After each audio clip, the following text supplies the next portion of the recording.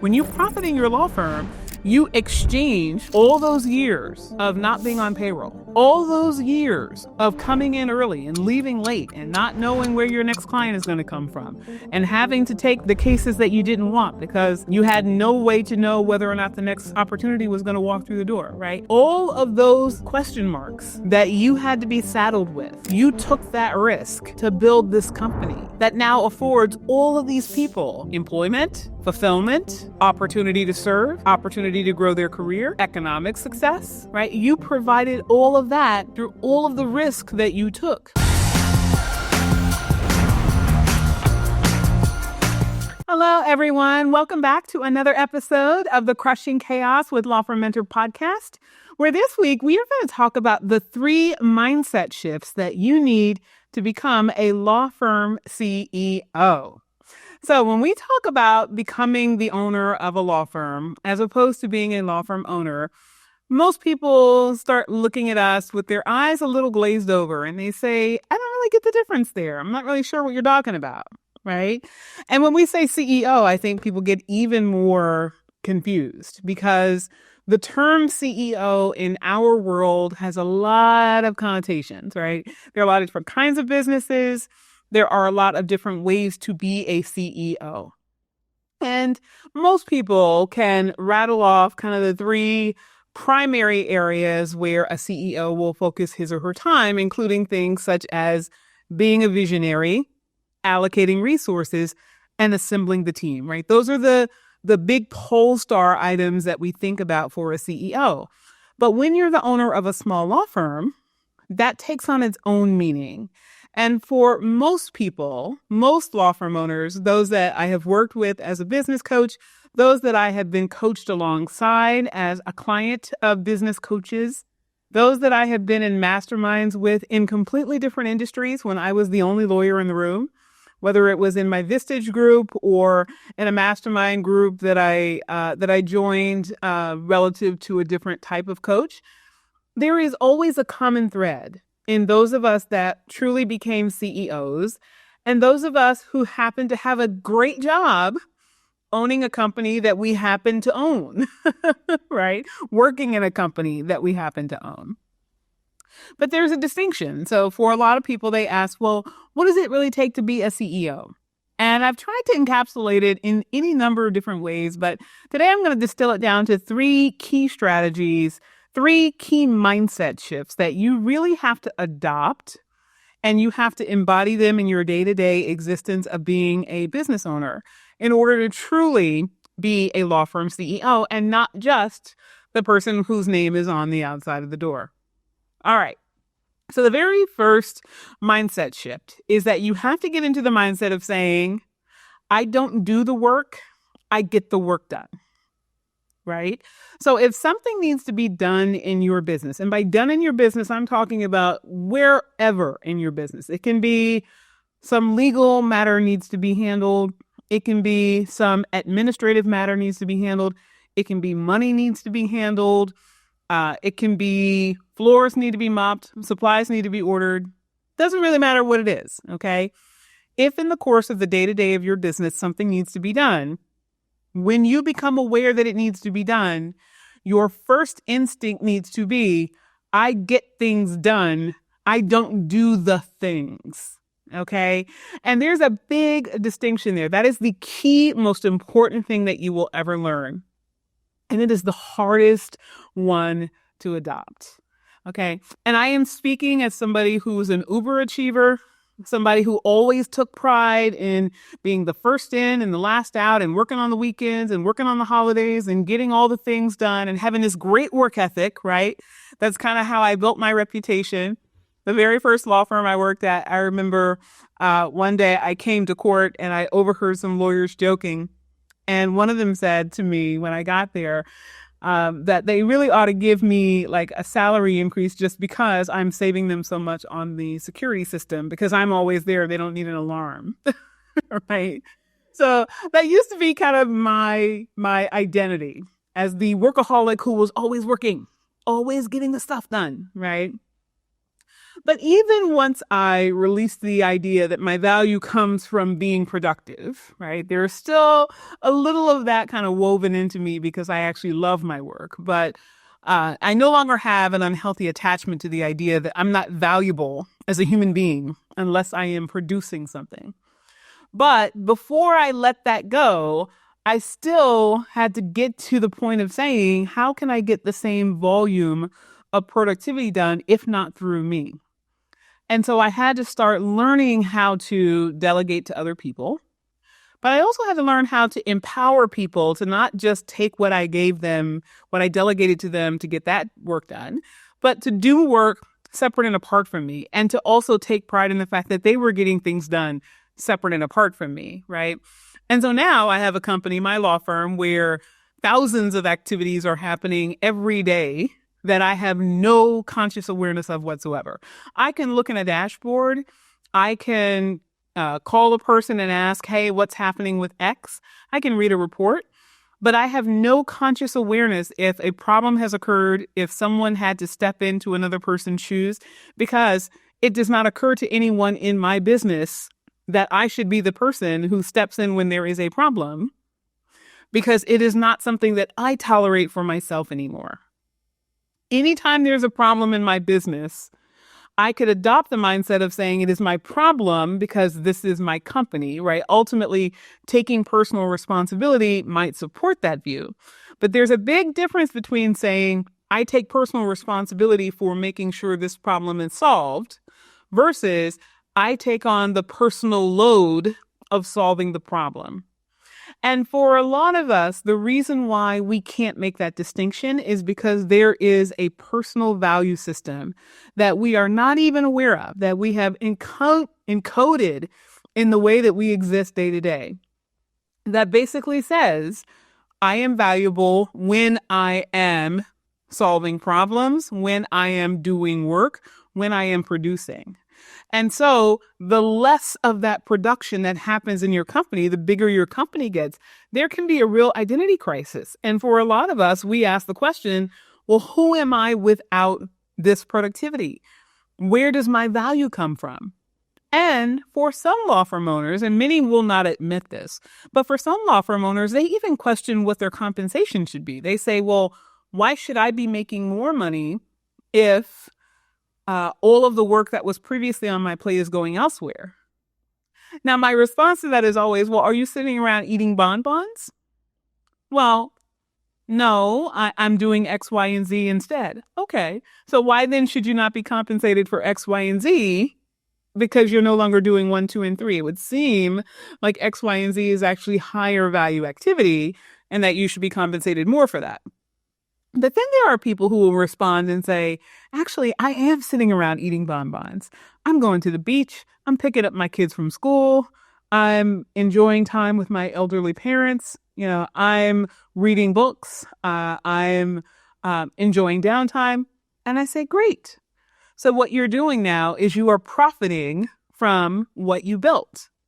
And profit, we oftentimes think of in terms of the economics, but profit comes in the form of value on the opposite side of what we have exchanged for value, right? So if Susie wants candy and I have candy and Susie has $5 and Susie values candy more than $5 and I value $5 more than candy, we make an exchange, right? There's an exchange of value. That's profiting, right? We both profited from that exchange because we both got something we wanted more than what we were willing to exchange for it.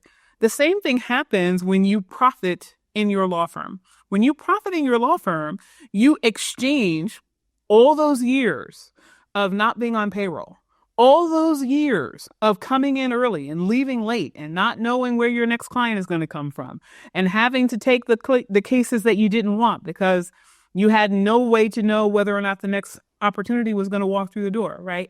All of those question marks that you had to be saddled with, you took that risk to build this company that now affords all of these people employment, fulfillment, opportunity to serve, opportunity to grow their career, economic success, right? You provided all of that through all of the risk that you took.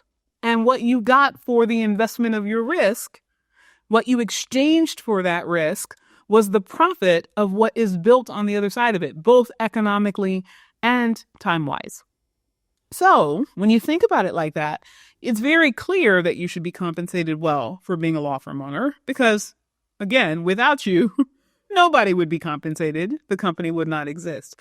But, putting that aside for a moment, there's also something that I think we miss when we say, I'm going to do it myself, right? There's the attachment that a lot of us have to the idea of I'm not valuable without producing. But there's also the fact that you are depriving someone who you have brought into your ecosystem of contributing value. And we don't normally think of that as such a bad thing. Who would be upset if you think about it from the low-level employee mindset, right? Who would be upset that your boss comes in and does 80% of your work? You get to come in and do 20%, and the rest of your time you're playing on Facebook. Maybe you're talking on the phone with a friend or texting with a lover. Why is that such a bad thing? But the reality is most people that take a job, even those that take jobs with a true low-level employee, I'm here for the paycheck, I do minimally what's required and I go home type mindset, still have a desire to add value in the workplace. If people did not have a desire to add value in the workplace, they wouldn't bitch about what they're told to do in the workplace. They would say, all right, the boss wants me to bang this widget over here, even though it has no connection to this item we're building over here. Okay, I'm just doing what I'm told, right? Most people don't do that. Most people like to see some logical nexus between the activity that they're doing and what's on the other side of it, what is intended from their labor, because people actually have a much greater attachment to their labor and the meaning of their labor than most of us realize. Right?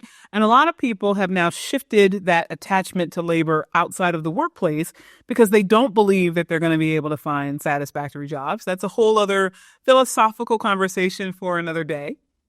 But for you, I think what's important for you to recognize is that you're actually taking something from people when you don't give them the opportunity, when you don't invest the time for you to become the kind of leader that gives them the space to be able to rise to the occasion of their best selves. And that requires that you make space for them to do things differently than you, perhaps better than you, perhaps worse than you, right? Everything can't be done as great as you do it. Now, ultimately, our goal is to hire people and empower people who can do it as great as, if not better than us, right? But almost invariably, there is a secret sauce to you that got you to where you are that is going to be missing at different times in different sectors of your company. And that's just something you're going to have to get used to. And that's the part that most control freak, perfectionist lawyers cannot adapt to, right? It cannot be anyone but me because if it's not me, it won't be as good as if it was me. But here's the thing. I would much rather have a company built on a whole lot of folks that are not as good as me who can serve millions as opposed to a company who has the highest level of expertise at all echelons and everything is as exceptional as me and we get to serve a couple dozen folks because that's all the bandwidth we have, right? You have to recognize that as you are growing up as a company, you're going to up-level the type of people that you attract, the type of people you can afford, the type of people that are going to be excited by your opportunity. And that means that the more you take the position that you will not, under any circumstance, do the work. You will get the work done, but you will not do the work. It puts a pressure on you to go find those people. It puts a universal pressure on you, a calling on you to seek those people, to seek that solution, and to remain committed to that solution. But as long as you leave that opportunity available that, there's no one here, it's got to be me. Sorry, I don't have anybody else that can go to court. So instead of outsourcing it outside my company, no, that couldn't be possibly as good as me. I'm just going to do it this time. You leave that default open and you rewire your brain that really it's okay for you to do the work.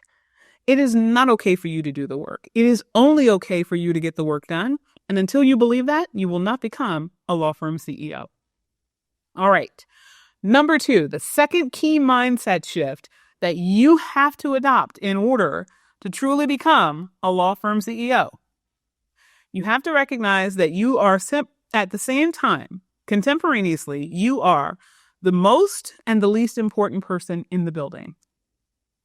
Now, that one is kind of a mind fuck. I'll just be honest with you, okay? But here's what I mean by that. Okay, when I say you're the most important person in the building, I mean that you are the center of your own universe, and the universe is your law firm. You created this, okay? And I don't care if we're talking about a company that started with 1 and now has 7 or 8 partners, or a company that was co-founded by 2 partners and now has 5 partners, or a partnership that started with maybe 3 partners and is down to 1, right? Sole owner. Doesn't really matter. What we're talking about here is that as the owner of the company, if you cease to own this company ceases to exist, okay? Now, that's assuming that you haven't sold it to someone else, or assuming that you haven't retired and ultimately have a legacy plan or something like that. But ultimately, assuming that you just get hit by a bus tomorrow, this company is going to cease to exist, okay? That means you're pretty damn important. And a whole lot of law firm owners struggle with that because they, at some point in time in their lives, grew up with the mindset of not being treated as if they were valued, not being treated by friends, family, society, employers, lovers, doesn't matter, right? Someone or a series of someones treated the individual as less than, and the person learned that their place is to not reciprocate what they perceive as that harm, right? I did not like being treated as a peon, so I will never treat anyone in my company as a peon, right? I did not like feeling like I was not at the top of the heap, so therefore I will never treat someone else in my company like they're not at the top of the heap. But here's the problem. There are different schools of thought around hierarchies and how you use hierarchies in business. But ultimately, this is one thing I can assure you. That person who doesn't want to be treated like they're not the boss is not going to have any problem being treated like they're not the boss if a bill comes due that the law firm has to pay and can't pay, and that the owner has to pay out of their own pocket, right? If somebody is skipping a paycheck, it is not going to be that person who doesn't want to be treated like they're not the boss. Okay. Now, I am saying that somewhat tongue in cheek, right? The goal is not to demean people for wanting a higher status, right? Seeking status is actually a way that you can fuel people to create a lot of wonderful things. In fact, that's probably how you even got to a place of creating your law firm in your own way, right? Some people wanted their name in lights, that type of status. But even just having the status of freedom to make your own decisions is something that most law firm owners at some point desired. There's nothing wrong with seeking status, right? There can be good and bad in all things. But what I'm talking about here is that if you have a mindset that says, I am not the most important person in the building, what you are presuming by the other people is you're elevating their status without elevating their responsibility. Okay?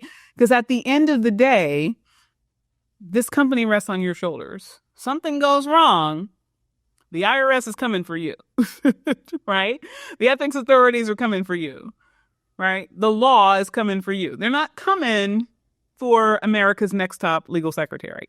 No matter how wonderful that person may be and how much that person wants to be treated as your true equal, right? You can treat people as equals, as humans, equals as one soul to another, without devaluing the status that you have as the leader, because ultimately people are going to look to you for leadership. And if you act as if you're not in a leadership position, really, we're all in this together, you have a rudderless ship, right? And that lacks direction. And for most people, that is undesirable and pretty scary in a workplace.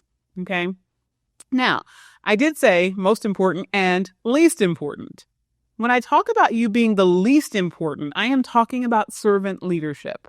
I'm talking about the idea that there are times where you subordinate every desire that you may have for achieving something so that you can prioritize the people who are always going to be your most important audience, and that is your employee. Okay? Your employees will always be your most important audience. Okay? Now you might be saying, well, what about my clients? What about my vendors? What about my systems, right? What about all the things that make the company run? Here's the thing. You're in a professional services firm. Okay, you are functionally running a body shop. Shout out to Mark Taffet, who is my former Vistage advisor, who first used that phrase, and I was like, don't know if I like how you're referring to lawyers as bodies to be sold. But he was like, yeah, think about it. You're selling bodies, right? It's a body shop, and he was right. We are ultimately selling a service through a person. And, whether you want to think of it as selling a body or selling access to a body, ultimately access to a legal professional, you are exchanging a high level value for a high ticket item. And in that type of environment, the people who are what you are delivering to the public are going to determine the prices that you can charge. They're going to determine whether or not the clients are satisfied with the service, whether the clients are well served, and they're going to be the ones who are running your systems, right? You cannot have a well-run law firm without good employees, okay? You can have a well-run law firm without good clients, right? You can serve the stew out of people you don't like, people you don't want to work with anymore, people who are just there to pay the bills. Now, you might not want that, but you can have that. But you absolutely cannot have a high-quality law firm without high-quality people, which means you have to treat your people well. And that means there are times where you are going to be the lowest man on the totem pole. What you think is going to matter the least out of everyone else. Because if they ain't happy, you ain't going to be happy because they're going to quit. All right? All right. Third mindset shift for you to truly become a law firm CEO. And this one is also really challenging. It is that scale is much more the product of no than the product of yes. In other words, you have to get really good at saying no as a law firm CEO. Now, when I say saying no, I'm not talking about having difficult conversations, even though it can be that. What I'm really talking about is saying no to the opportunities that will present themselves, because the bigger and more financially successful and more publicly known your company is, the more people will try to glom onto you because they will see you as status, and they will want to attach themselves to your status so that they ultimately can feel that they are more important, so that they can achieve their own goals, so that they can profit financially, right? And there's nothing wrong with them seeking their own success. But there's going to be a lot of people clamoring for your time, your energy, your resources, the more that you have to offer the world. And as a result, it is going to be really important for you to avoid shiny object syndrome and to avoid engaging with any and every person who wants to engage with you. I mean, I can't tell you the number of people who I have had conversations with in hallways at legal conferences who will then go out of their way to find someone who I know, to have that person do an introduction to me because they want to run an idea by me or they want to partner with me or something. And if I took every single one of those calls, if I engaged with every single one of those people and gave them all an equal amount of my time and attention, just the glut of opportunity vetting that I would have to do to be able to get through everyone would take away my time and attention from the things I'm minimally required to do as the CEO of my companies, right? There's just no way that I could do that. Now, you might have a filter, right? You might say, these people, these types of opportunities, all my marketing opportunities are going to be vetted through X person, and all of my systems opportunities are going to go through Y person, and all of my hiring opportunities are going to go through Z person. But you need to have some idea of what the criteria is going to be for people and opportunities to get through your door. Okay. And as the CEO, you set the vision, which means you set the plan for the year. You might not be the engineer of every facet of every part of every plan for every division, right? You might not be the marketing planning person. You might have someone to do that. But ultimately, you ratify what is to be expected of the people for the year, what everyone's goal is going to be, how everyone is going to be compensated, and ultimately how people will prosper for the year. So that means every time you take your eyes off the ball, you are putting the livelihoods and the opportunities of every person in your ecosystem at risk. Your clients, your team, your vendor, and yes, your employees. So it's really important that you get used to the idea of saying no much more than you get used to the idea of saying yes, because that is where scale really happens. All right, everyone. You've been tuning in to another episode of the Crushing Chaos with Law Firm Mentor podcast. I will see you on our next episode.